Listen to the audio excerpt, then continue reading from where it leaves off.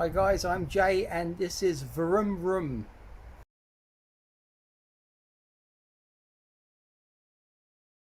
Welcome back to the channel. I hope you're enjoying the video on the Aprilia and its rebuild. Today we're going to look at the clocks and see if they can be saved or whether they'll be scrap. So stick around. I wasn't going to start on this today, but I've just been to pick up the logbook, which the guy forgot to drop off when he dropped off the bike, and I managed to have a chat with him a little bit more about what was going on here, and he has heard the engine running, which is good news. So that gives me a little bit more confidence, so I'm going to order some more bits on the back of that. I normally like to wait till I've got the engine running well before I start on all the other parts, or even consider doing that, but I need to get on, and I know how long parts take to come, and I end up just sitting around twiddling my thumbs. So I'm on it. I've taken the clocks off. I've done a continuity test on all of the fuses, which are showing up fine, and he did tell me he thought the fuse box was a little bit dodgy on the front.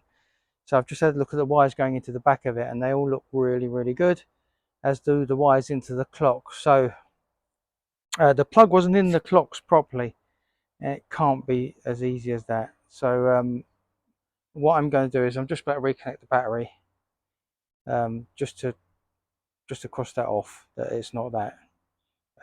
If it is that, then my next video will be me jumping up and down for joy, but I can't quite see that happening. So I'll just what I'm going to do is connect it, just rule that out, and then there's a couple of wires on the back. I just need to check going into the clocks that they're supplying power before I start ripping the clocks apart.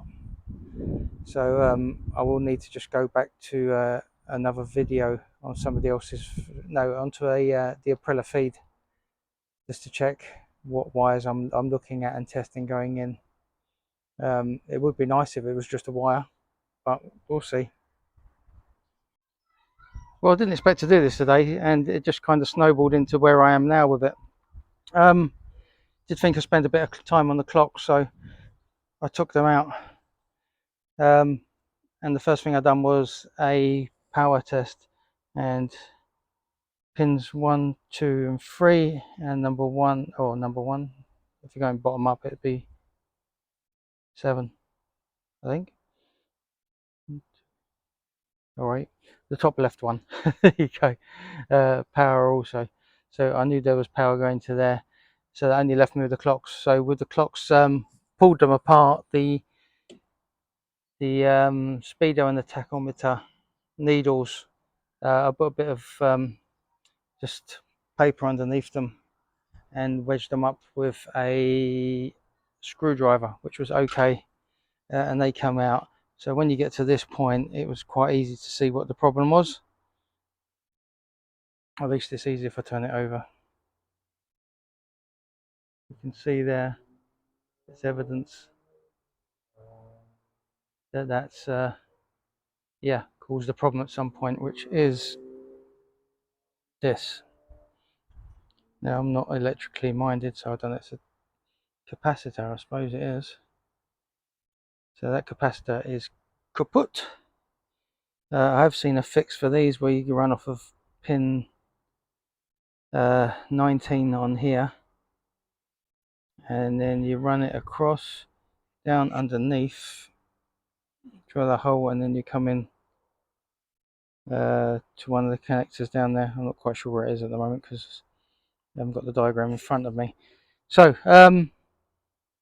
it's a shame it wasn't just an easy fix with a fuse or something like that, but there is a fix possible, and I'll just have to see if it works. My soldering skills, as you've probably seen, aren't the best. It's best to do this with low wattage power, I've been told, which is about 15 watts. That means nothing to me, but I'll have another look, have a read up and see how it goes. And trust me, if it gets to the point where I can do this, then anyone can do it. The only thing that's worrying me is those pins are close together, so to get, well, you can't see now, to get off the second pin down is going to be difficult, but we'll see. I mean, worst case scenario, I can't really damage it anymore, So we'll see how that bit goes. So with the clock stripped down, there are a couple of tests that I can do just to check for the voltage on here. So obviously it's got to be with the ignition on and the board's connected, so they are. So I've got two lights which you probably can't see, which were the same ones that I had before. So on the pins coming in, I'm just going to check that I've got voltage here. Check for a bad solder. And that one there. Yep.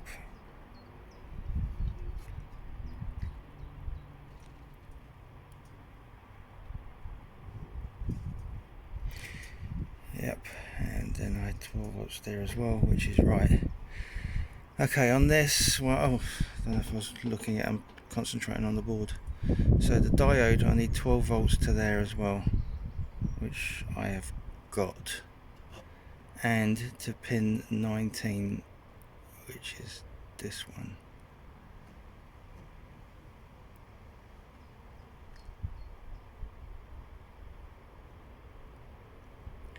Which I don't have.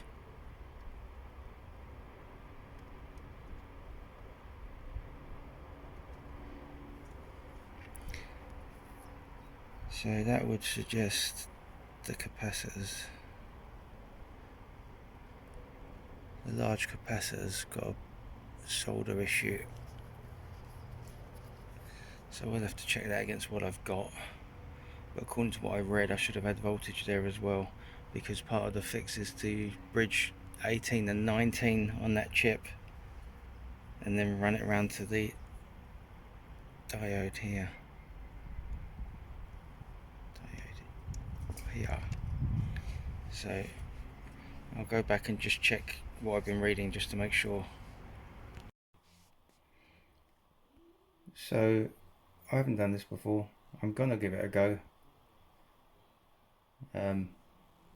My soldering isn't the best, so I'm going to do a couple of practice bits first on something else. But I wasn't picking up power at number 19. However, the diagrams that I've seen, let's see if that'll focus. Diagrams that I've seen will bridge between 18 and 19 on the power supply regulator there, and it will run off of the Zener diode, which is 12 volts. So I'll be giving 12 volts to the power supply regulator. So hopefully that will do that, and then you run off of the Zener diode round the back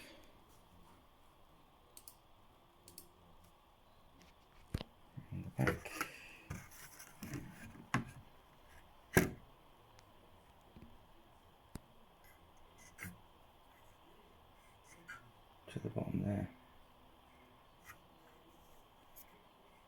Now the thing is, that strand there that you can see, the reason it's a different colour is because I think it's burnt out. But that pin there, where it goes to, I think is 18 and 19, is number 19, and that's where the large capacitor would normally pick up its power from, so we're kind of bypassing it.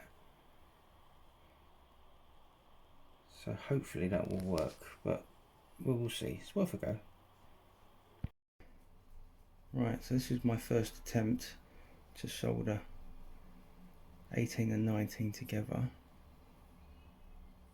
and I am quite pleased with that. I've given it a tug, it seems to be attached quite well. So we'll bring it around now to the Zener diode. Well, here's my effort. You saw that one up there. That's the one lower down. Slight overhanging piece of wire there, but I don't think it's going to affect anything. And on the back, as directed. It's not pretty, and I am worried about this line, this burnt out joint because it's It's not showing on the other person's one, but we can only try it. Right, so I've got it in. I haven't turned it on yet, so I'm very nervous. Keep your fingers crossed that smoke doesn't come out of this.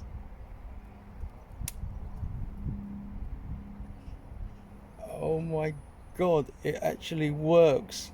I don't believe it. That is unbelievable. Oh, you are a genius, the guy done this. Well done. That's incredible. Right, let's just shove it back together. I can't wait to see this all put back in. Wow. Right, I haven't put the fascia back on properly, and I need to make sure that this speedo's calibrated as well as the rev counter's working. So I haven't done a full install back on it yet, but as you can see,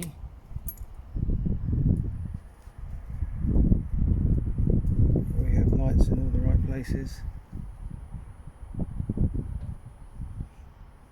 LED board's working.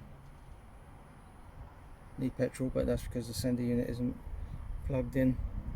The only thing that hasn't come up at the moment is the miles, so I will investigate why. It might have to have the engine running for that, but we'll see. I'll have a look, but that's I'm sure you'll agree that's a great result so far. But that's it, and I was so happy that those clocks worked. You probably heard it in my voice, but that really was a result. The cheapest ones I found on eBay to replace the clocks were over £400, so that is a top tip off of the Aprilia forum on how to repair them, and I've seen quite a few people have done it. So if you have done it, then you'll share my joy.